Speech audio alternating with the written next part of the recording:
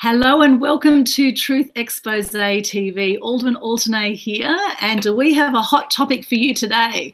Today our special guest is the lovely Brisbane author Cass Lee Jardine, and she is going to be talking about how to remove the shame and guilt around sex addiction, or any addiction for that matter.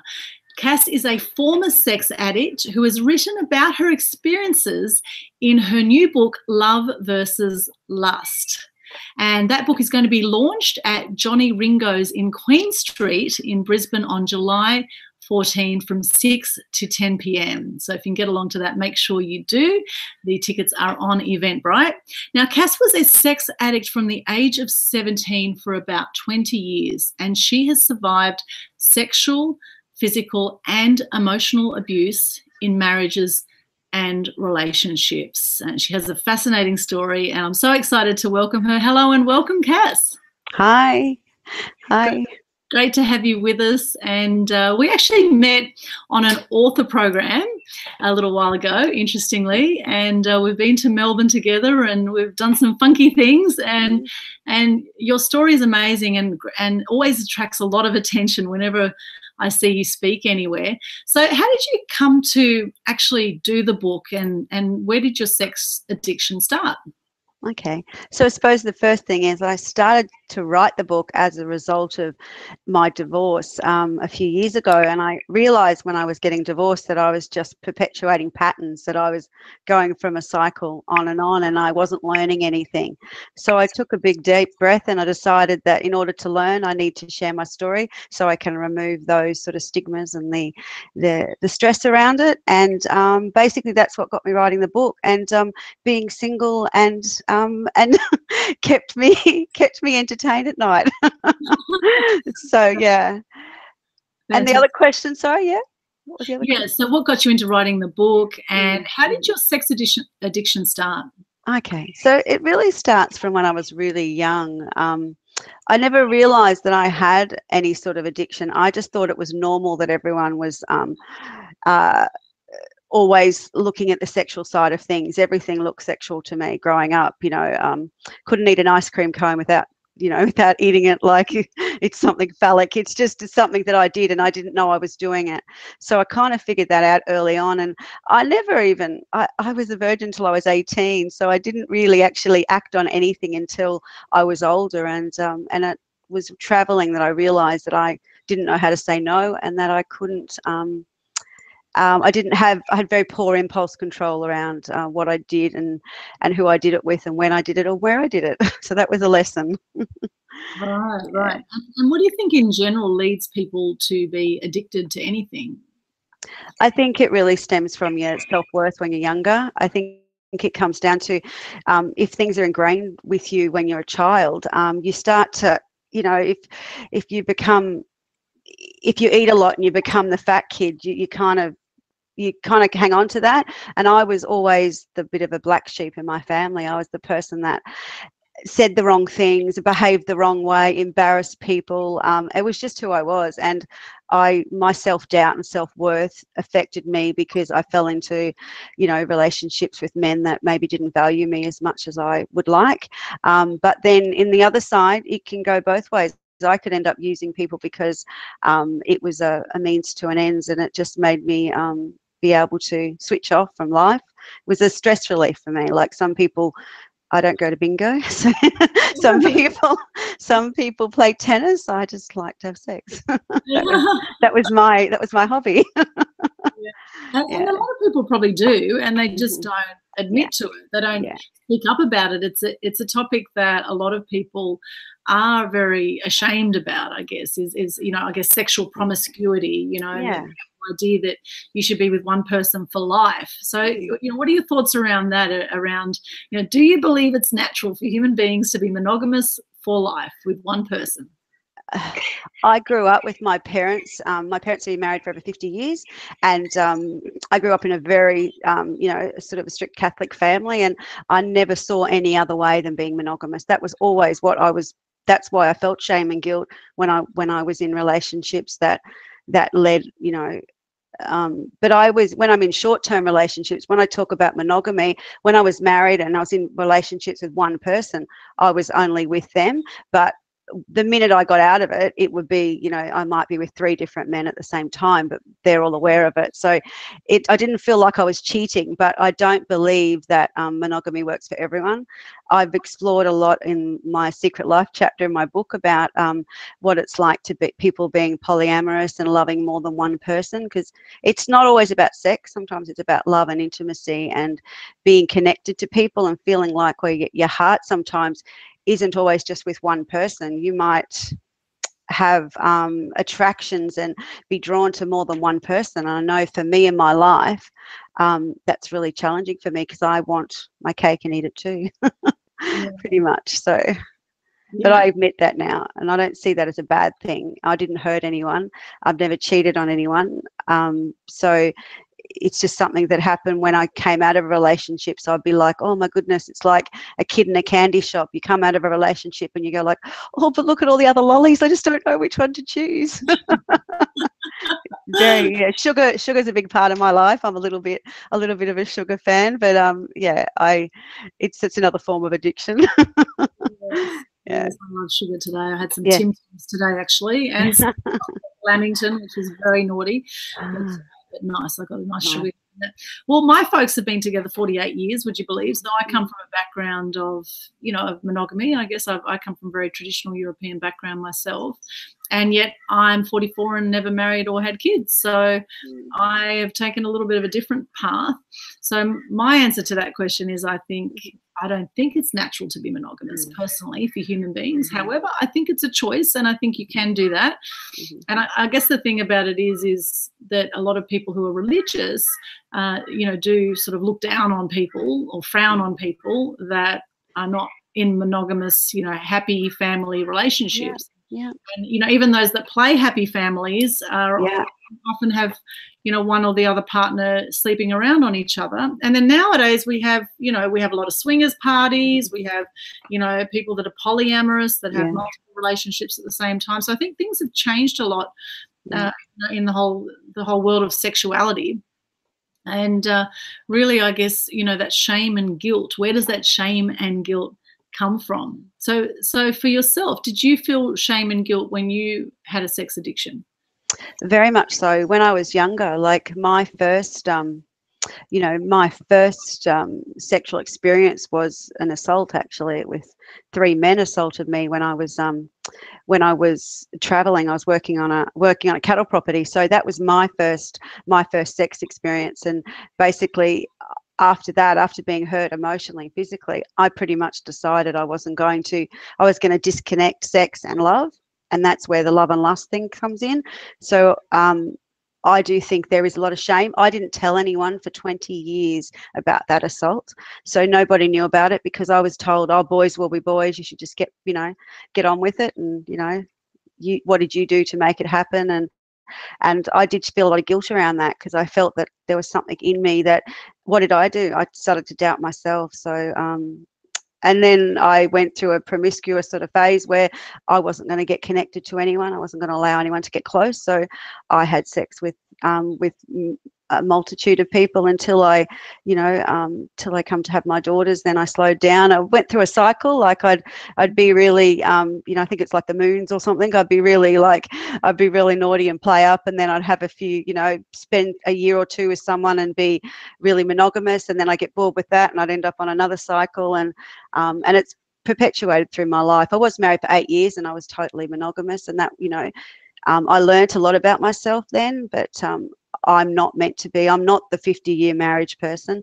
I'm someone that's in the moment, and while we're happy and while things are going well, it's great, but I don't believe we are meant for people for the rest of our lives. That's never happened for me. I'm not saying I don't think it happens for other people, but for me it hasn't. And not everyone feels that. Not everyone feels they have a soulmate yet. I mightn't find him till I'm 80. I might be 80 in a nursing home and chasing around some, spunky wardsman or something. That might be my future. Asking for a bed bath or something. Sounds like fun.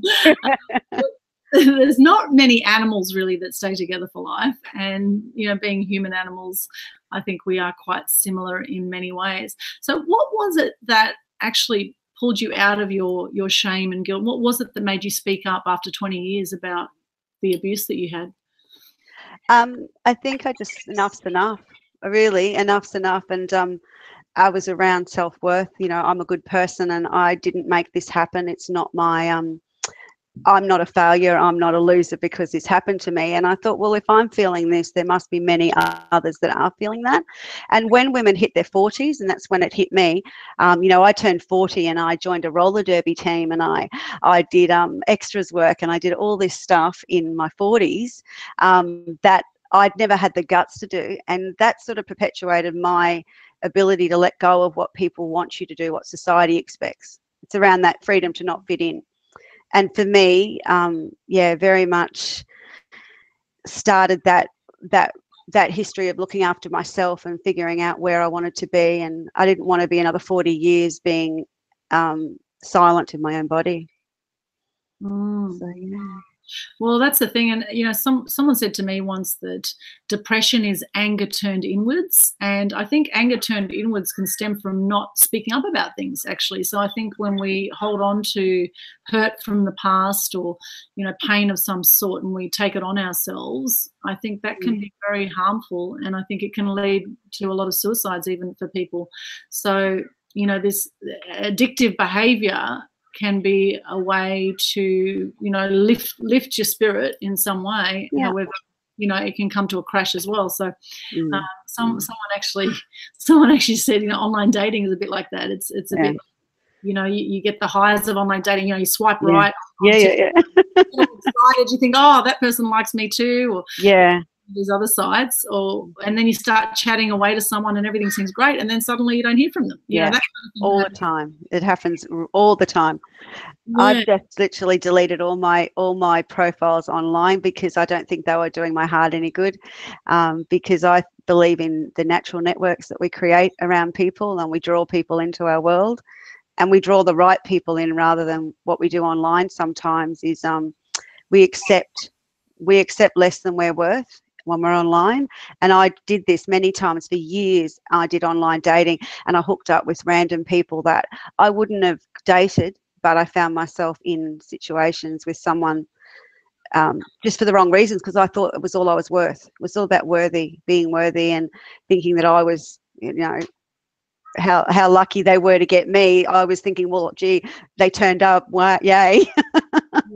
But I really shouldn't have felt that way. It was what I did at the time. Yeah, hindsight's a wonderful thing. Yeah, I've learnt from it. Yeah, I've learnt. This is how people are meeting people. Yeah, I know. And it's not that I'm against it, but I've done it. So one of the things I'm doing with my business is I'm going to be running singles weekends, and the whole idea of my singles weekends is about freedom to not fit in. I'm not matchmaking people I'm just saying, hey, come along singles. Let's let your guard down, be curious, see what happens. Don't have any ultimatum or any agenda. Is this person tall enough? Do they smoke? Are they good in bed? You don't need to know any of those things. You just need to know if you connect with someone. So look at the connections rather than ticking the boxes. And the weekends away are really about regaining those childhood things, the things we did on school camp, played hopscotch and did all sorts of crazy stuff just to have fun and just sit around a campfire and have a natter and compare stories, tell ghost stories. I want to invoke that childishness and that fun. That's what my weekends are about. So nice. Are you going to have Twister there? I used to love that. I don't know. If it's after 12, it might be Naked Twister. Who knows? You're going to enroll him. You're going to come to my weekend away, Aldwyn. That's amazing. I do have a pack of Uno as well. I grabbed one of those. Yeah, that's probably a bit safer. Can't guarantee.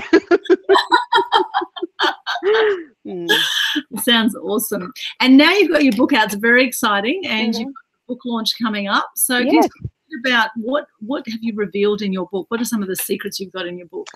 Oh, so some of the things I put in my book, I talk about the big thing is about the secret life. A lot of my friends and family know about my early story, but they didn't know the degree of how it impacted me.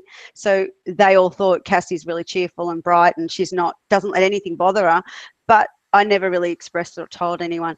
But I talk about a secret life chapter where I went into the world of instead of saying I didn't like something, I tried it. So I went to swinging parties. I found myself in situations I'm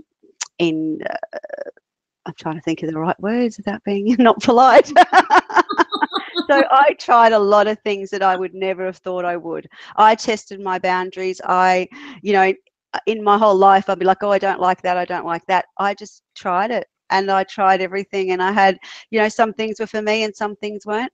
So in the book, there's a funny little section that's called the A to Z of what I learnt from swinging. And it's a comical look at some of the things that I thought like, oh, well, that's really cool. No, that's not cool. Didn't, but there's no judgment. There's no judgment because there is different things for everyone, and whatever makes you happy, whatever makes your heart sing and makes you feel good about yourself, it doesn't matter what other people think. It's all about freedom to be yourself, and there's nothing wrong with liking sex. And when you go to these parties, you have this vision that it's going to be a bunch of dirty old men, and it's not. It's a bunch of people that I really value, and I've got lots of them still in my world, and they're some of my best supporters. It's, in what world can you go to a party and sleep with a stripper and not get in trouble for it? So it's a very exciting life. So that tick, it's great to tick the tick boxes. So yeah, I just went and had fun and let down my guard. And the best thing I learned, I'll tell you, from the parties is I got over my body issues. So I had issues about being naked in front of people and exposing myself. And it wasn't about nudity. It was about being not hiding behind makeup and your hair perfect, just basically being really raw and natural and being yourself. And to be able to be exposed and naked in front of people is really, really good for the soul, because you start to realize that we're all the same and it doesn't really matter, and nobody's looking at your bumps and things. They're just they're talking to you. When you're naked, people don't actually stare at your body in the same way. They actually look at you they look at your face, they look in your eyes. When you are dressed promiscuously and you've got your boobs out, guys are looking at your boobs. But it's surprising how different these parties can be around helping you with your body issues, and noticing that people don't care how old you are, what you weigh, what your skin color is. They just care that you want a connection. That's really what it's about, and a bit of fun. And apparently skin-on-skin contact is really important for human beings as well. Oh, very much. The hugging. Oh, look, I'm a cuddler and a hugger, and I found that really helped when I was single and going through some grief and loss feelings for my marriage. Going along to those parties made me feel like I was whole again, made me feel like those broken bits, They say if someone hugs you the right way, they can put everything back together, and I believe that. Oh, I like that. Yeah. Yeah, I'm more of a hugaholic than a sexaholic some days. That's nice. Well, maybe that's a big part of why you did it, why you're a sex addict, because you wanted that companionship, you wanted the feeling of closeness with someone. I think we do crave that. And, as they say also, you do have to be careful sometimes who you sleep with. I mean, not just for STDs and things, but for the energy that you take on. They say you take on people's energy when you sleep with them. Yeah. And that's kind of a scary thought when you think back to all the people you slept with, or when I think back to the few people I slept with. Gosh, so I probably need to do 2 hands now. Counting your toes now, Aldwyn. Maybe we'll count the cat's toes too. So I do regular cleanses around the house. I've got some great sage. Oh, good. So I do regular cleanses and things. But that is a point, is that I guess if you are going to be promiscuous and sleep around, then you want to choose carefully probably who you sleep with. You probably want someone with some nice energy, not someone who's very intense or very So I think it's really important. I found that I got better I got more out of going to these. Like, I mean, I've stopped going to the parties, but I still get invited. I still have people in those networks. I still feel part of that tribe. And it's not the dirty scene that people think it is. It's not like people have this vision of a brothel. It's someone sharing their world with you and letting you into their world and saying, okay, welcome, come and have a drink, have a sit down, have a chat. Anything else that happens is a bonus. There's a lot of stigma around what people think swingers parties are, or wife swapping as they call it. Majority of people, like if I've been with someone that there's a husband and wife there, it's all consensual. Remember that wives don't say, they don't go and they're there with their husbands or the wives, so they've dealt with their own emotional issues, so they're not bringing that with them. They're actually coming as as open human beings that have learnt who they are and know that they know they need more than what each other can bring. They know they need that other. Sometimes they have competitions of who can get laid the most. That's quite fun to watch. Yeah, that's really interesting. And you've got a great model around that, the different kinds of love, your frisky model. Can you share that?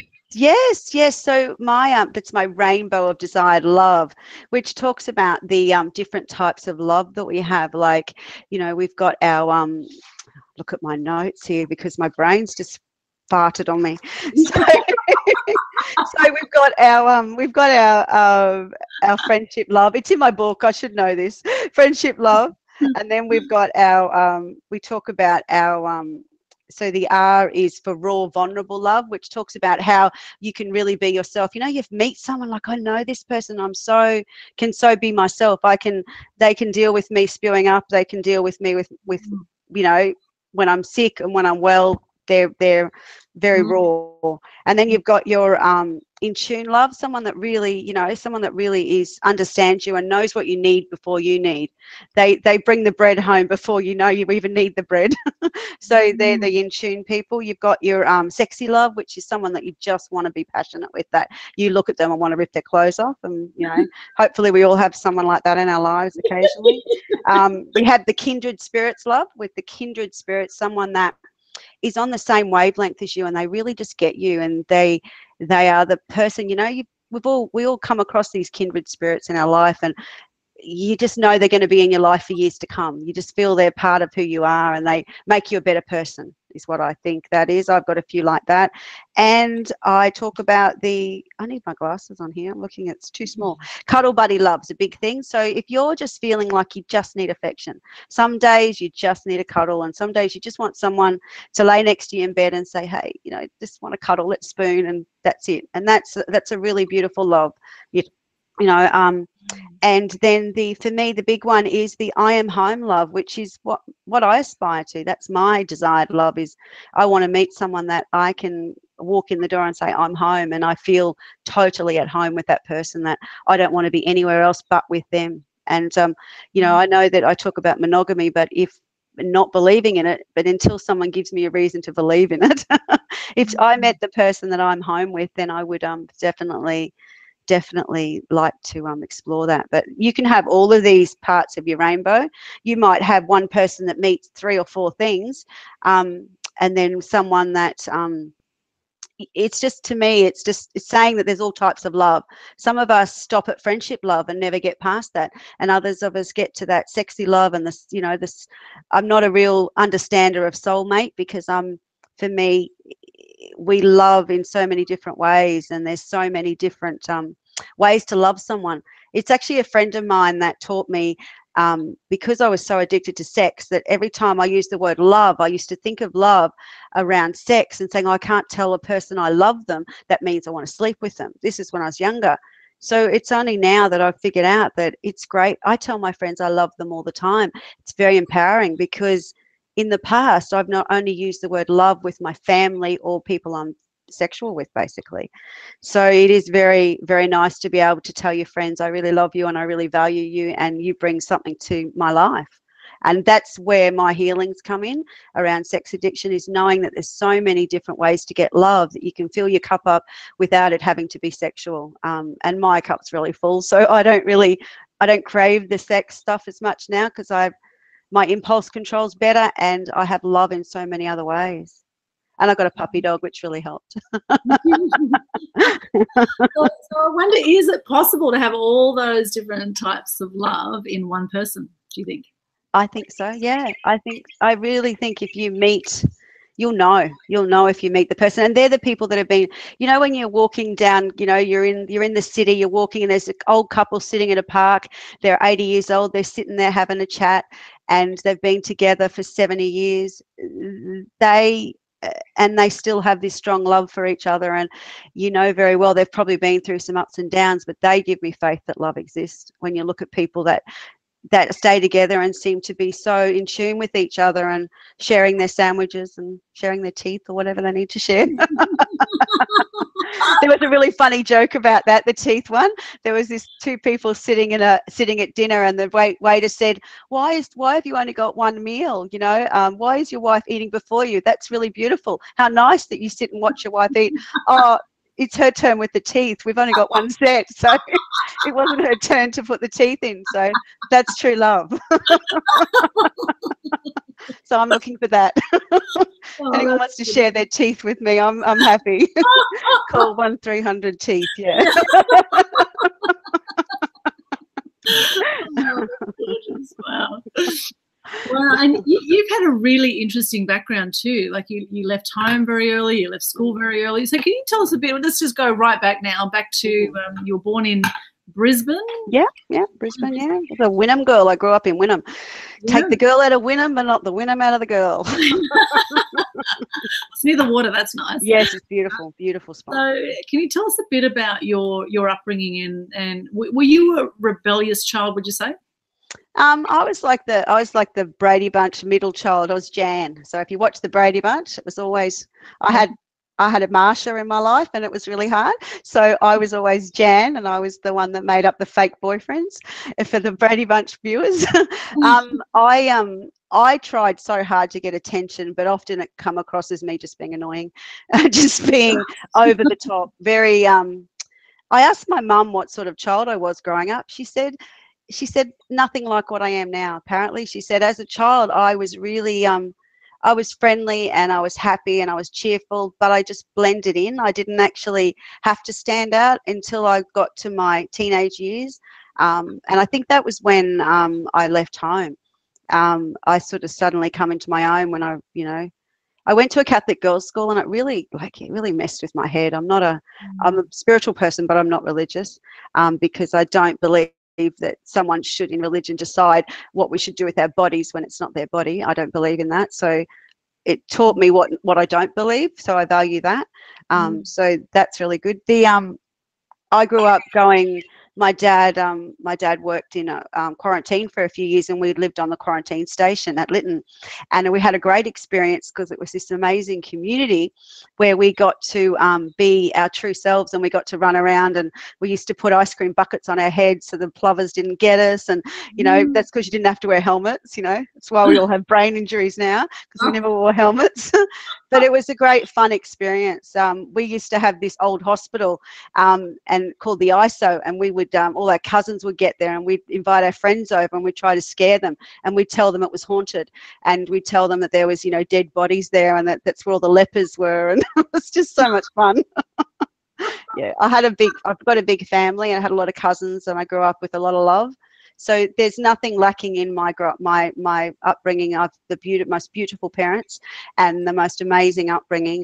So the issues that I have around love and addiction and affection is certainly not a result of my childhood. It's a result of how I reacted to my childhood, not anything they did, because I believe my parents did the best they could at the time. But it's how my mental capacity was not able to see my self-worth. I was a bit chubby, and I always thought I was huge, but I was probably like a size 12, but I thought I was massive because so I might have had a little bit of that body dysphoria going on when I was younger. I just never identified it. I saw myself as a lot bigger. I was too lazy to become anorexic or bulimic because I liked food too much. So I didn't have if I didn't become a sex addict, I might have become a food addict. So so I always had that that searching capacity. I was always that person that was always searching for the next adventure. And that's why when I left home, I went to the islands. I worked on Lindeman Island, Hamilton Island. I got fired off Hamilton Island. Funny story there. That was one of the key pivotal points to know I had an addiction. I was working at Hamilton Island as a housemaid. Well, I used to call them house mouses then. And we had strict rules that we weren't allowed to fraternise with the guests, whatever fraternise means, but we weren't allowed to talk to the guests. So I got really, friends and I got really dressed up one night and thought, stuff this, let's go to the other side of the island. And we all went to the nightclub and pretended to be guests. And I got really drunk and hooked up with this guy and stayed in his room, and got caught doing the walk of shame back to the staff quarters, which are really daggy compared, and it was so nice, luxury.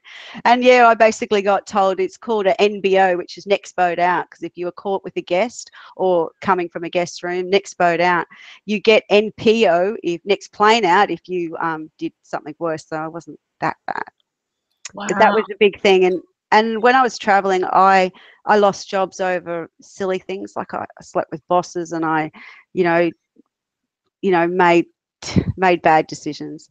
But I don't see them as, I say bad decisions, but I wouldn't be who I am today if I didn't have that journey and that exploring, But I had my first daughter when I was 20.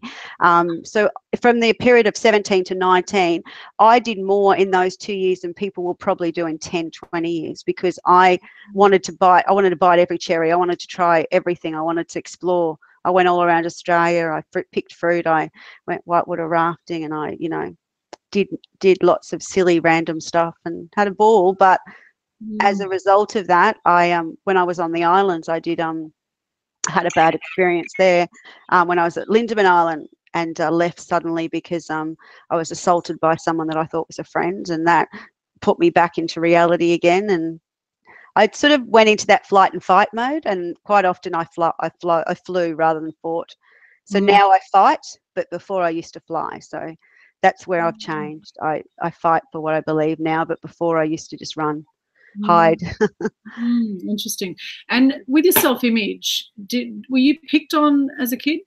I was always, I was called, yes. Right. I used to get called lots of the fat girl names and stuff, and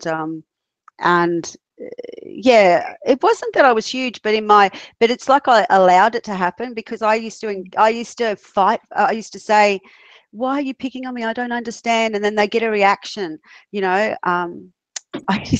one of my cousins used to say, the fridge is in the kitchen, or keep a Cassie in the cupboard. They were some of the funny, everyone thought it was funny, but I was really hurt by it, and I just remember being told that, I remember being told I should breathe in so I don't look so fat in my uniform, and things that really don't get out of your head, those sorts of things. It's hard to remove those stigmas and stuff. You've got to work on that. So, and I have been working on getting rid of all that sort of pushing, getting rid of that, not actually just ignoring it, but actually working through it and saying, okay, that happened, but I'm a better person for it now.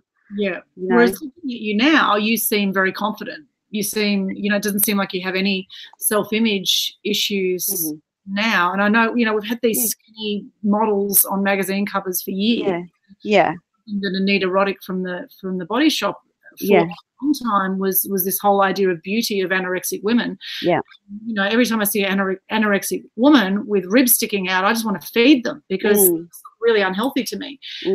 And in saying that, people come in all shapes and sizes. And I mean, I was bullied as a kid, and I had low self-esteem growing up and didn't want to be here for many years. I had depression. I was suicidal for many years. And for me, I guess it took a series of different courses, and it was a journey for me to pull myself out of depression, and to see that I was a valuable human being, and that I had a lot to contribute to the world. And I guess if you are an ultra sensitive person, as I was ultra sensitive, and I couldn't work out why people didn't like me growing up. Oh, it's super sensitive. Cry at the drop of a hat. So that so you do tend to take it on board when you like it. So for yourself to pull yourself out of that low self-esteem image, and actually become more confident in yourself. What's the journey been like for you? I think that we're all a work in progress. I'm not pretending that I've got it all sorted out. I just have I have days where I can feel super confident. I feel great today, but then I can have a phone call and I feel let down and disappointed. But the difference is I bounce back much better. We all have low points. We all have those moments where someone says something to you and you think, oh, that sucks. But then you think, oh well, next, move on. That's the difference with me now, is that I let it brush off. I used to be told I had a chip on my shoulder because I had real issues around letting go of things people would say. And there is certain words that come up in my vocabulary that I'll repeat. And they're things that happened 30 years ago and I should have let go of them. But I'm still working on being able to do that. But body image and that is a big thing, I believe, because I promote myself as being curvy and happy about that. One of my next books is about being from fat to thin to fat again, and what that feels like and how that affects you know, who you are. But I actually like myself more than I ever did when I was thinner. So it's not about weight, it's about who you are and how you can help the world and how you can share who you are. I want to share the love, you know, and not just sexually but emotionally. I want people to feel valued and loved. Yeah, kindness is my language. Yeah, awesome. And no matter what size you are, no matter what skin you're in, you know, we can't control, you know, the skin we're in. We can't control whether we're born white, black. You know, we can't control our heritage. We can control what we do with our bodies and how grateful we are for our bodies. And I often think, you know, when I get in whinge mode sometimes, I often think, you know, the people out there worrying about what shoes to wear, and there's people out there without feet. Yeah, that's right. And I often think, you know, I think of Nick Vujicic. There's a guy called Nick Vujicic with no arms, no legs. Yeah, I know him, Australian guy, is very inspiring. Yeah, it's amazing. Yeah. He has so much confidence and so much spirit about him. And, you know, people like that, I just get so inspired. And, you know, and yet most people, you know, whether they see themselves as fat, skinny, whatever, most people will not be able to look themselves in the mirror and say, I love you, you know, because they'll think, oh, well, I don't want to big note myself. And particularly in Australia, we have this big thing about, oh, you know, who do you think you are, calling yourself, or who, you know, well, who are you not to, you know, like, so I think really confidence is very, very attractive. And, you know, sexy. It's the new sexy. And I always say I'm voluptuous. I say I'm voluptuous. And guys love curves, actually. Oh, they do love curves. They don't want to they enjoy it. They make the best cuddlers. Absolutely. And I often think with skinny people, I tend to, like, when I go to hug a skinny person, I tend to keep going, and then eventually I get to bone, and that's when I just them down and feed them, because I think they just, you know, some people just starve themselves because they think that's what beautiful with catwalk models. And it's really nice now to see plus size models more and more. I think things are shifting, I think, in that area, which is really nice to see. So the moral of the story here is, if you're watching this and if you're picking on yourself in any way, saying, oh, my nose is too big or my hair's like this or whatever, it'd be great to have a nose. Exactly. Just get over it and learn to love yourself, because, you know, just by being born, you've beaten a billion other swimmers to get to the finish line. Isn't that amazing? Just by being born. It is. So I think we all are here. We all have a purpose and we all have a passion. And let's talk a little bit more about that, Cass, because I know that's something that very much interests you as well, is helping people find their purpose and their passion as well. So what are some tips you give people to, you know, who maybe are feeling a bit lost or a bit, you know, confused about which way to move forward in their life? What do you think to people? I think it's really important, like when I reframe things, like if I'm having a shit day, I look at what music am I listening to? Am I listening to a sad song, therefore I'm feeling sad? I change my music to build me up, and I play a lot of Spotify, and like some days I want to be pink and I want to be powerful, and other days I want to, you know, listen to a bit of country because I want to be, you know, grassroots. It just depends. Feed your soul with music, and music's helped me. And I think the big thing I've done is I became an empty nester, so I live alone, and that's why I have my dog, and I have someone else to care for, someone else that needs to rely on me coming home at night. They need to rely on me feeding them. So when you go from only having yourself to be accountable for, pet therapy is amazing. I think the other things, I've got a whole section in my book, which oh look, here's one we prepared earlier. There's a whole section. Oh, look, how coincidental. I wonder who put that there. Did you do that, Aldwyn? Did you do that? Everywhere lately, they're copy of all over the place. So there's a section in my book, and it's called like You Are Enough, and in it I've got this thing called Cass's Way, and on the back, look, there's me with my puppy dog. Oh. So one of it is I put Cass. So Cass Lee runs down the bottom there, and it says, C, change your music, make a playlist that lifts you up. A, assess your needs, accept you have needs. S is for skill up, keep your hands busy. And S is for self-pleasure. It's natural, show love to yourself. L is for learn to love in other ways, give and receive hugs daily. E is to explore your triggers, to empathize with yourself. And E, to engage in life and seek opportunities to connect with others. So it comes down to change, accept, skill up, self-pleasure, love, language, explore, and engage. I've run out of fingers. Beautiful. I love that.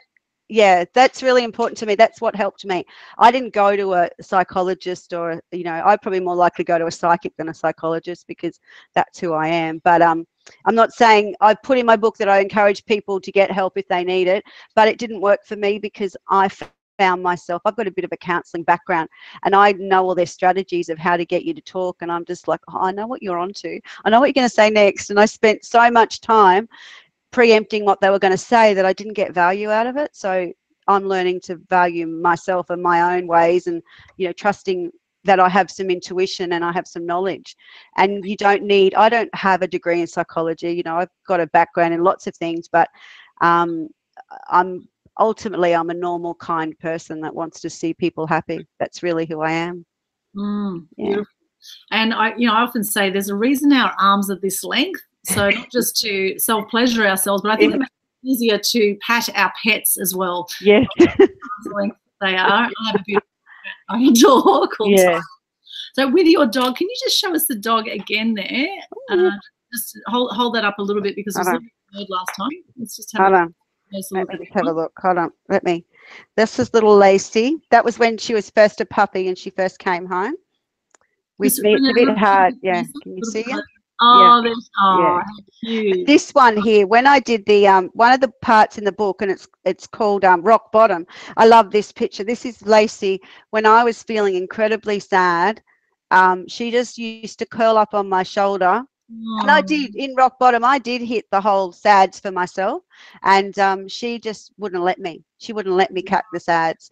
So we would, you know, if I wasn't playing with her, I was cleaning up after her. So she gave me a purpose. And it's not just dogs, it's cats, it's guinea pigs, it's whatever makes you happy. It's a ferret, it's a, you know, it's a turtle, it's whatever. It's just we all need to feel needed. And that's what I found with women in my age group, especially going through divorce. And if any of you are watching this, it's really important to not fall into that slump of not feeling needed, because that's where I hit rock bottom, was by not feeling needed. That's why I went out and sought it in sexually in other ways. But it wasn't sex I was seeking. It was validation. It was comfort. It was feeling like I was important. My daughters are amazing. They're such a wonderful supporters, but they're both adults and they live away from me. So you know, I couldn't rely on them to come and give mum a cuddle. I had to find my own strength to figure out what made me happy. And happiness is a big thing. Be happy. You know, life's too short. You know, my mum's a 15-year cancer survivor, and I believe the reason she survived is her positive, beautiful attitude and beautiful approach to life, and I've learned a lot from her. You know, I've got some really good role models. That's great. That's great. And you know, when you think of people gambling, for example, if someone has a gambling addiction, you know, they would feel like a winner at times, and then they would feel like an absolute loser at times. So it would accelerate the roller coaster experience of life that we have. And, you know, they'd be striving for the next feeling of feeling like a winner or having that heightened experience. I mean, I think personally, most of us just want orgasms, really. That's pretty yes, true. as many orgasms as possible. And if we're not getting orgasms, then, and some people don't. Some people haven't had an orgasm and they're 70 years of age, which blows me away.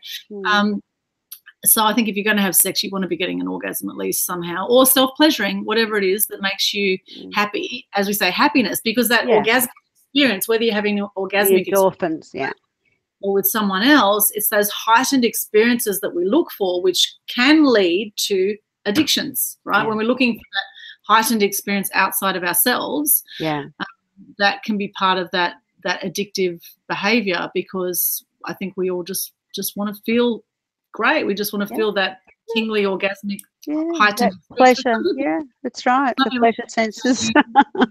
Some people get meditating. I tend to fall asleep a lot with meditation, but I do too. I'm very, very zen until, oh my God, the kettle's boiling or something's happening. I can't just, the dog's jumped on me or I find too much going on. Yeah, I find it really hard to slow down. But also on that note, just remember that when people say, they've always said to me, you're so hyper, you need to learn to calm down. You know what? If I'm a hyper person and I'm excited about life, that's okay. You don't need to be chilled and calm. We need the excited people. We need the calm people. We need the learners. We need the celebrators. We need every type of person in the world to make it round. Otherwise, we're all going to be the same. I'm not a clone. I talk too much, and I'm inappropriate at times, and I can be rude and I can be cheeky, but I'm also a good person. So don't let those things that people see, turn those chatty things and the negative things into a, hey, this is me, and that's okay.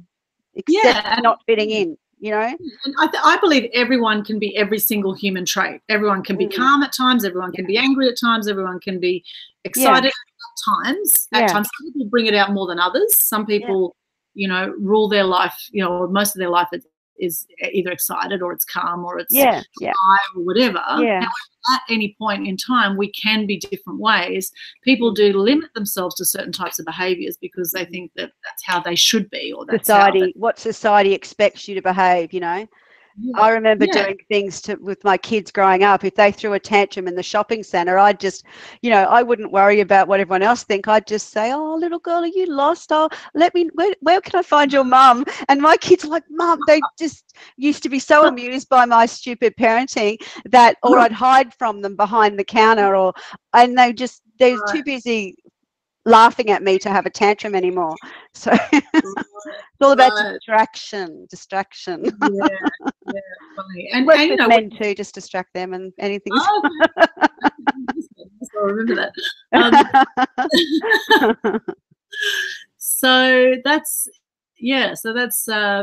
very interesting, very interesting. So for people that have addiction to something, what are some ways that they can work through that they can work through any guilt or shame, or they can actually overcome their addictions, particularly I guess things like gambling addictions, which would be costing them a lot of money, potentially breaking up families, or sex addictions if there isn't open communication in a relationship around that?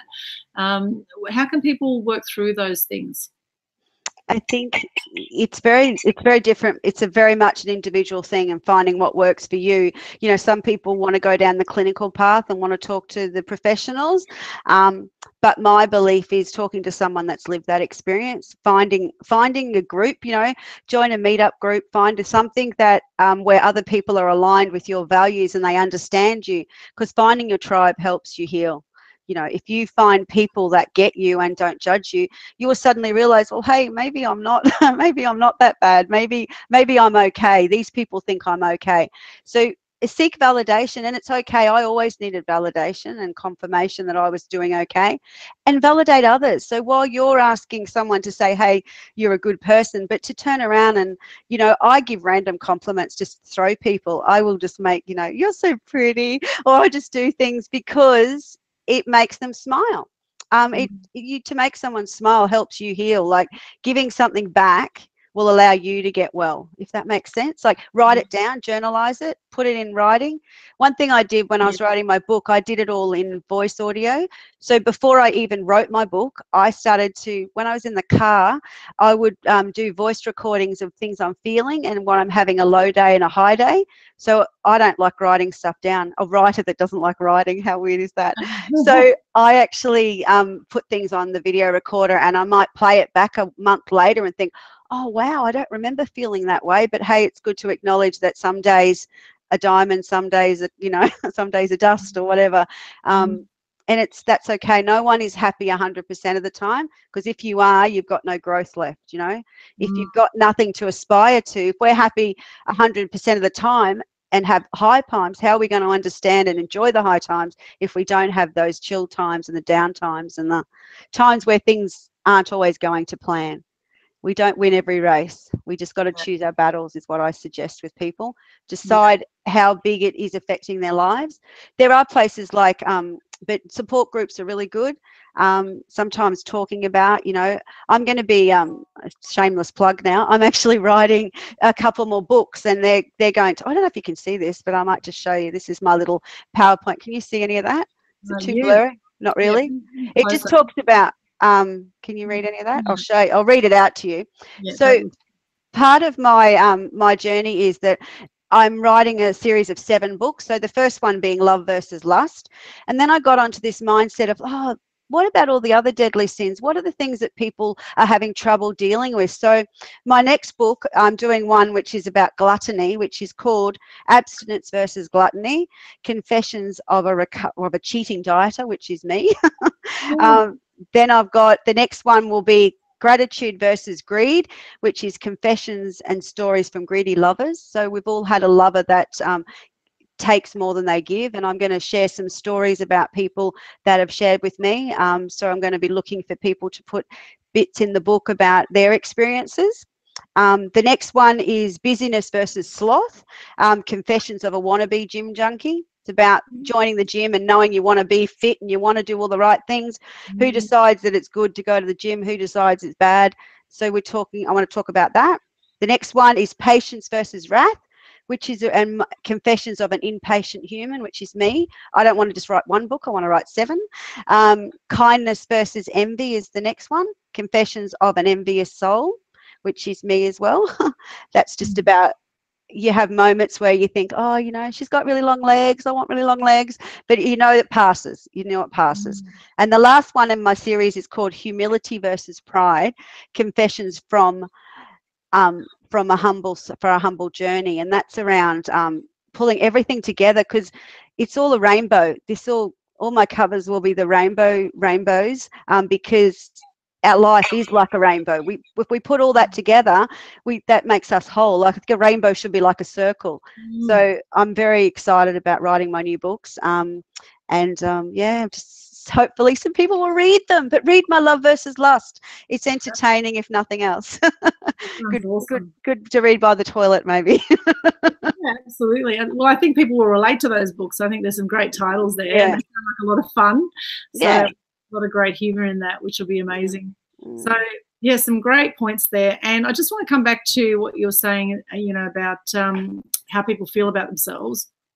And I think really when we say something is good or bad, it is all judgment, right? So someone can judge you and say, oh, it's like you're saying about, you know, that you're excitable, or, you know, they say health is energy. So the more energy you have in life, the more you're going to achieve in life, and the fuller experience of life potentially that you will have. That's my judgment, right? So it's all judgment, whether something's good or bad, or, you know, or indifferent. It's all judgment at the end of the day. So, you know, what's really important is how you live your life, and whether you are happy within yourself with how you're living your life. And I think it comes down with, you know, doing the right thing by people, as far as, you know, there's the 10 commandments that we've been talking about. Do not cheat, do not steal. Okay, so you cheated on the diet. Okay, well that's a bit different. That's cheating on yourself. It's forgiven me. Don't worry, it's forgiven me. Yeah, there's sort of general things that we're expected in society not to do. Yeah. And, you know, I do believe in karma. So I think if you put out some negative energy, you're going to get negative energy back. If you do good to others, good will come back. So I personally believe that, and I've seen that a lot in life. And you know, whether sex addiction is seen as a good thing or a bad thing or whatever, it's all judgment at the end of the day. And I think really what it comes down to is, are you living an empowered life, no matter how that looks, or not? Are you empowered in what you're doing? Are you feeling happy, as you say, happiness? So what is it that gives you happiness and joy? Like I find if I'm feeling a bit down, sometimes I do things that I enjoy, such as go to the beach, I go to the gym, I'll do yoga, or I'll do things that are fun, hang out with people, go out to dinner. I'm a very sociable person, and I get a lot of energy from hanging out with other people, whereas some people get a lot of energy by being alone. And that's okay too, whatever it is. And I think it's a matter of honoring yourself, realizing what it is that you love doing, and honoring that, doing more of that.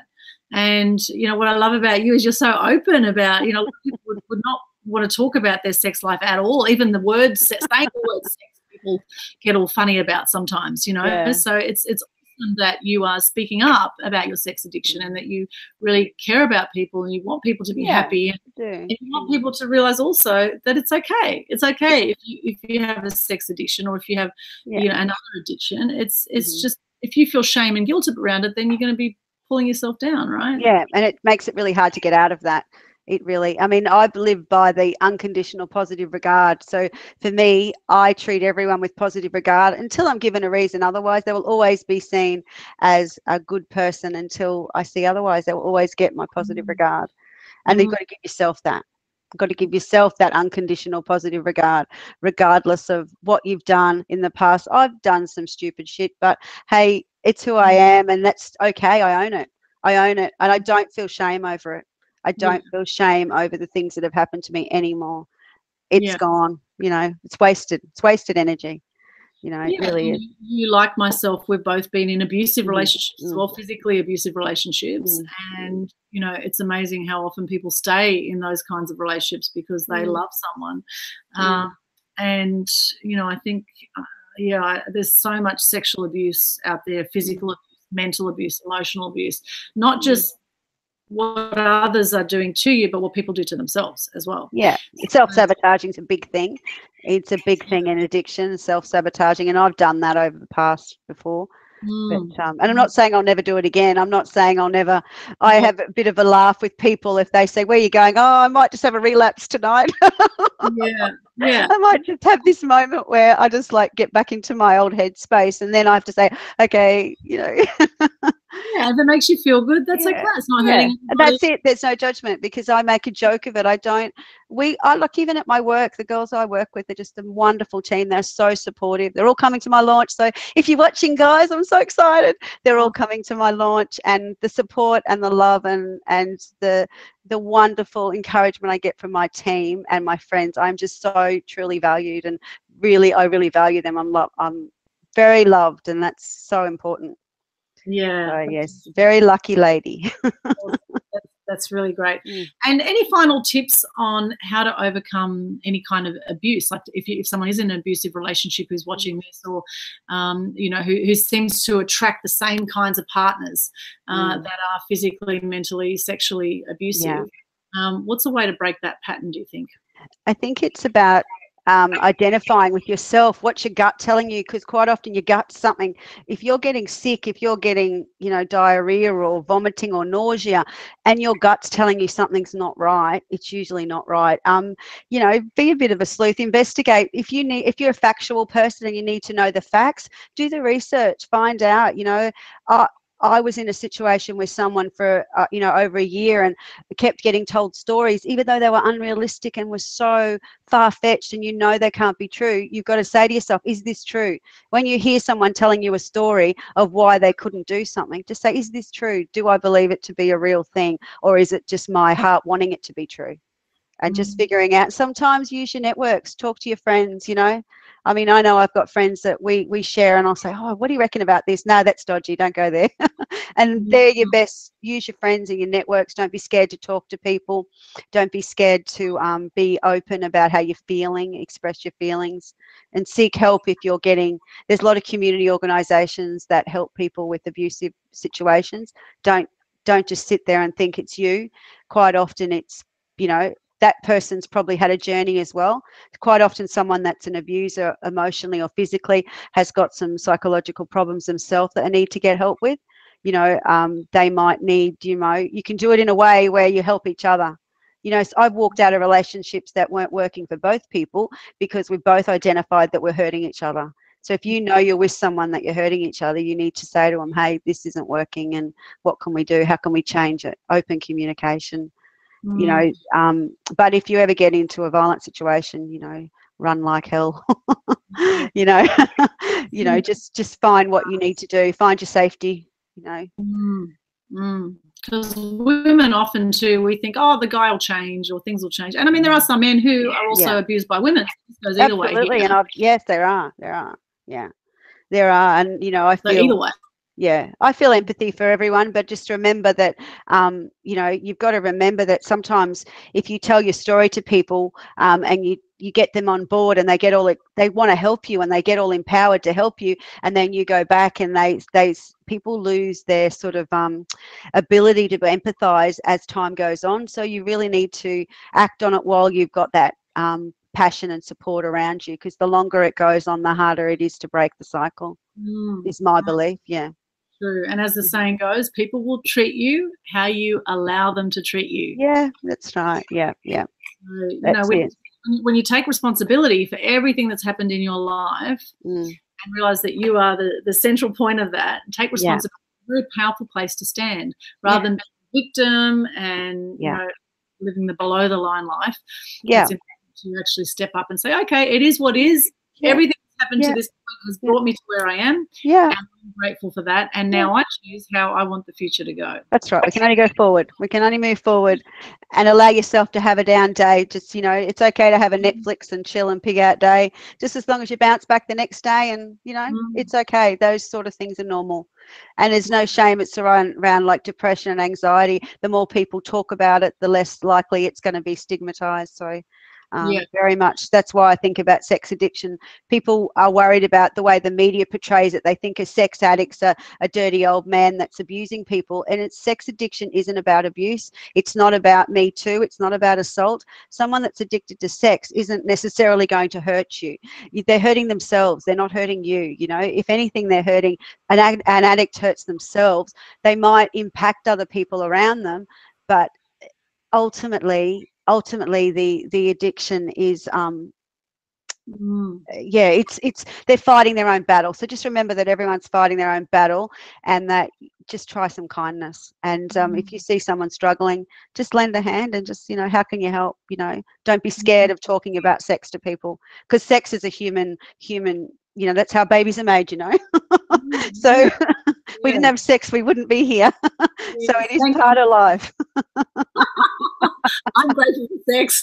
I'm grateful for sex. I'm grateful my parents had sex. I'm grateful they had me and my brother. Yes, absolutely. Look, I've got, when we used to as kids count the amount of children in the family and say, oh, they've had sex 4 times. And my dad's one of 10 kids, and we used to say, oh, 10 times. They must have really liked each other. I've got 2 kids, so what does that say?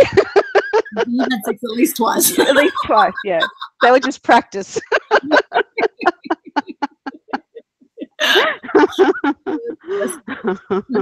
Wow. Well, it's been a fascinating chat, I must say, Cass, and keep chatting with you for ages, I must say. And we do need to wrap up the show very soon. So you've got the book launch coming up. So let's tell the world about this book launch. So what's going to be happening at your book launch? Okay, the 14th of July will be a lot of fun. I'm doing it at Johnny Ringo's, and there's going to be part of the entry. You will get a free drink on arrival. There's going to be like ranch style food, like, you know, all the yummy, all the warm comfort food you want in winter. So you'll be out of the wind and you'll have heaps of food. There's going to be live music. I've got a friend playing the guitar. There's going to be a lady that's selling sex toys, and she's going to donate a few. So you can even come and stock your cupboard up, or you can hope that you're a winner in the lucky door prize. There's going to be some fellow authors that I have that are bringing along some books to give as donations to charity, to the person that wins. Also too, I'm having a kissing booth. So my good old fashioned kissing booth. So the kissing booth is any money raised will be going to Relationships Australia. So you'll make $1 donation to kiss a spunk of your choice, whether it be male, female, or undecided. You have a choice. So there will be a kissing booth. There's also going to be Oh, my friend Hamish, which you'd have to go on my website on on cassleejardine.com to see who Hamish is. So have a look at Adventures with Hamish on my website, and that will give you a picture. Hamish is coming to my launch with a very special outfit. I've been getting votes on which outfit to get him, so you'll have to watch it to see what I'm talking about. So there will be some fun. There's a what do you call it, mechanical bull downstairs. So if you're really, if you're really energetic and you want to get on the bull, I've been on it and fell straight over the top of my own face and got bruised. So it's up to you whether you want to go on the bull. It's a lot of fun. So we're just going to have a bit of fun. We're going to have a drink, and it's not your traditional book launch. It's a party. It's a celebration. It's an opportunity to connect with other people, and we're going to party into the night and, and behave like true 40-year-olds should, So come along, and the events are on Eventbrite. And if you even just Google if you put my name in, or you put Love versus Lust, apparently I'm Googleable now. Did you know that? If you put my name, Cass Lee Jardine, into Google, I'm like the first top 10, and I'm pretty impressed with that. I'm pretty happy with that. I'm going to put that on my resume, Googleable. Let's say if you're not Googleable, you're no one nowadays. Yeah. That's it. That's the Johnny Ringo's in Queen Street. That sounds like an absolute... Yeah. It's the Brisbane one, not the Ipswich one. So don't go there. It's the Brisbane one. Otherwise, you'd be half an hour out of the way. Yeah. There's also a band that's playing afterwards, so we're going to stay with a few friends and hang out. So I'm a really friendly person, so if we haven't met and you want to come and say, I'll be signing books as well at the launch. So we'll bring up my book occasionally. So I'm going to sign some books, and I will sell tickets at the door, but it will be dearer at the door. So I encourage you to book online, because it will help with catering, and the more people we get there, the more warm bodies in the room will be a lot more fun, don't you think? Yeah, that sounds great. And how much is your book going to be? The book, what's that, now or on the... How much will it be at the launch? Oh, I'm selling it for 15 at the launch. So normally it's 25, and I'm selling it for 15 at the launch. And entry without a book is 25, or entry with the book is 40. And you get fed pretty well for that. You'll get a couple of free drinks, and you get my love and attention and hugs on arrival. So awesome. That sounds brilliant. And I just want to mention, just going back about, sex addiction and relationships. They say there's 3 C's of relationships. One is communication, one is commitment, and one is compromise. And where a lot of relationships break up is where people don't communicate. So if you want to have an open relationship, then communicate with your partner. If you want to sleep with someone else, sleep with someone else, if your partner's okay with it, and if that's something you want to create together. But it's where people do things behind each other's back, that's where things go. So don't just bring them home and wait for them to wake up in the morning. Right. So that's good advice. That's where the trust goes, right? That's so you could be, have a sex addiction within a relationship and be perfectly happy, be polyamorous or whatever. It's just communication is huge. I just want to make communicating with, because really, you can have a very successful relationship and have an open relationship. And I know that's a very controversial topic. Yeah, it is. Not everyone will like to hear that. Yeah. It is possible, and the fact is that so many people stay in monogamous relationships, and yet they want to go sleep with other people. It doesn't mean they're going to run off with other people. It just means they want different sexual experiences. Yeah, that's right. They don't want to live with them. They just want to lie with them for a little while. Yeah. So just be open about it, because so many people sleep around on their partners because they don't know how to talk to them about this. So I suggest just be open. Just be open and speak to people in your life that you love if you want to have multiple sexual partners. And the sadness with people usually around relationships breaking up is not that they cheated, it's that they didn't feel they could talk to the person about it. And it comes down to that communication. Like they might say, if you'd asked, I wouldn't have cared. But if you just did it behind my back, I do care. Exactly. Honesty is a big thing. I know people that had an open relationship for 20 years and they never slept with anyone else, but it was always that they said, you want to sleep with someone else, you can sleep with someone else. And it's like the old generation of the hall pass. Like, who's your hall pass? Is it John? Is it Johnny Depp, or is it Keith Urban? I'm naming my hall passes now. Yeah. Who else can I think of? Yeah. So no, probably more Keith Urban than Johnny Depp, I think. Yeah. I know. Yes, very nice, very nice. Well, we could chat all day, Yes, Cass. we could. I've got to get home. Can't wait for book launch. It's going to be awesome. And any final words before we wrap up? Be kind to yourself and be kind to others, and just love life. Don't let other people dull your sparkle. Have some fun, you know, just be good to you and live a good life. And it's okay to have human connection. Hug your friends, tell them you love them, hug your loved ones, you know, be passionate. Don't be scared to hold hands in public. It's all good. It's all good. Yeah. Show the love. Share the love. Show the love. Show the love. I'd send you a hug, but that's just creepy, me hugging the camera. If I get in really close, it could be bad. Thank you so much for your time. No worries. Thank you to everyone who's been watching this. Thank you so much. We've had quite a few people on the live show, which has been awesome.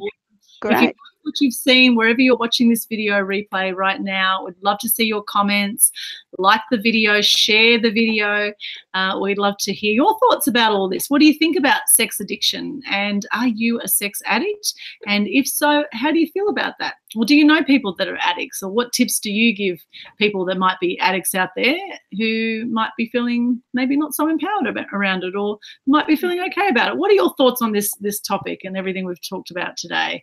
Love to hear your thoughts. So make sure you pop your comments in there. And Cass has got her book launch, as she mentioned, on July 14. Johnny Ringo's in Queen Street, 6 till 10 p.m. Hop on Eventbrite. Look for the Love versus Lust launch on Eventbrite. And the pink book cover. Pink book cover, yes. Yeah. For that. And then 7 other books. When are they going to be out, Cass? The first one hopefully in January. Okay. Every 6 months is my hope. Yeah. Nice. I like that. So we'll hold you to account. Unless I have a relapse.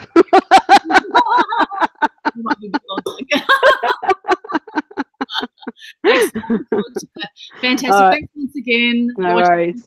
Xpose TV, Aldwyn Altuney here with Cass Lee Jardine, Brisbane author, former sex addict who may occasionally relapse, and that's okay. That's okay. It's all. It is Friday. That's right. The weekend is here. So let's use to you, use to making the most of life and being happy as well. So thanks so much for joining us. Truth Xpose TV. You can also like the Facebook page as well and connect with me personally. Google my name or connect with Cass Lee Jardine on social media as well. Thanks again for joining us, and bye for now. Bye.